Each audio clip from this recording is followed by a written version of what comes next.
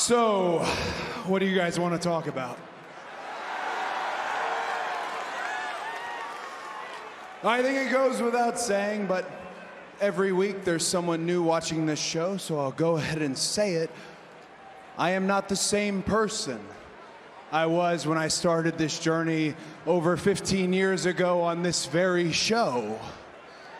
I've thought a lot, though, about 19-year-old me, first day on the job, pulling up to this metal barn, Ohio Valley Wrestling. There's a sign on the door.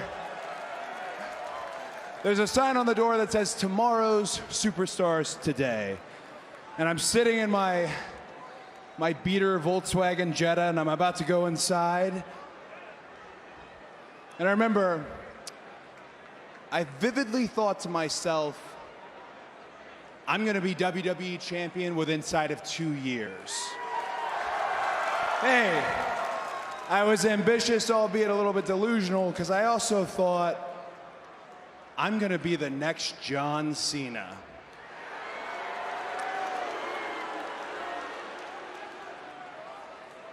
All right, so if I could go back, if I could talk to 19-year-old me, if I could write him a letter, what would I say? What would it say? Would I tell him, I don't think it's gonna go down like that, Chief?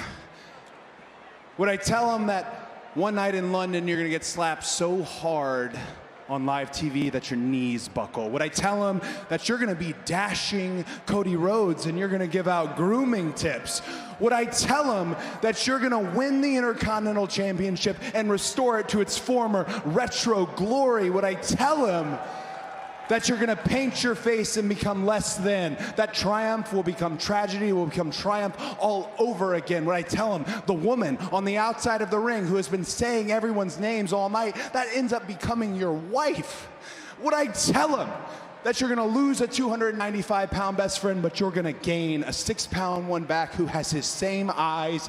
Would I tell him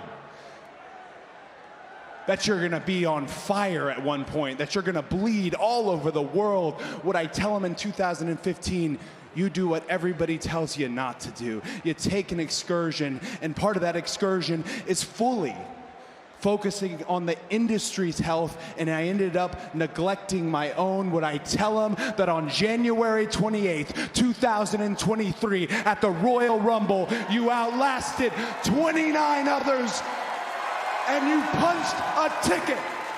You punched a ticket, the very first in your family to punch this ticket, to go on last under the brightest lights on the biggest damn stage at WrestleMania.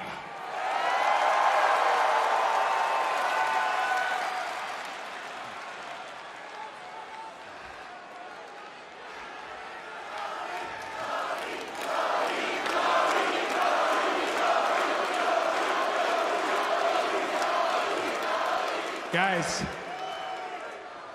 truth be told, I wouldn't tell him a single thing.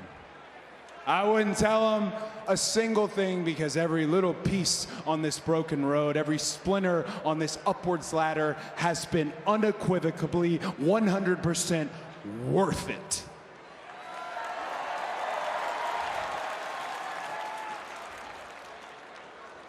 Now, I come out here tonight, and I hear some of you singing the words to Kingdom. That's my song. It has gone everywhere with me. It will continue to do so.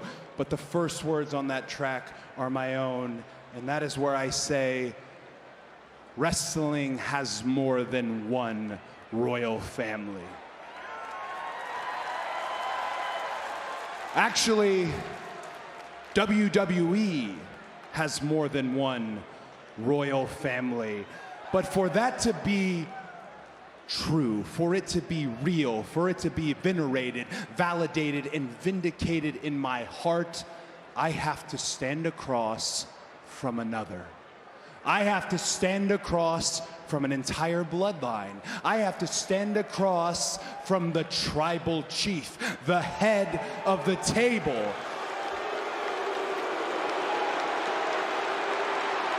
I have to stand across from essentially the LeBron James of this generation of superstars and wrestlers, the biggest superstar on the planet, a man who has had the title for 800 and something days. I have to stand across from Roman Reigns.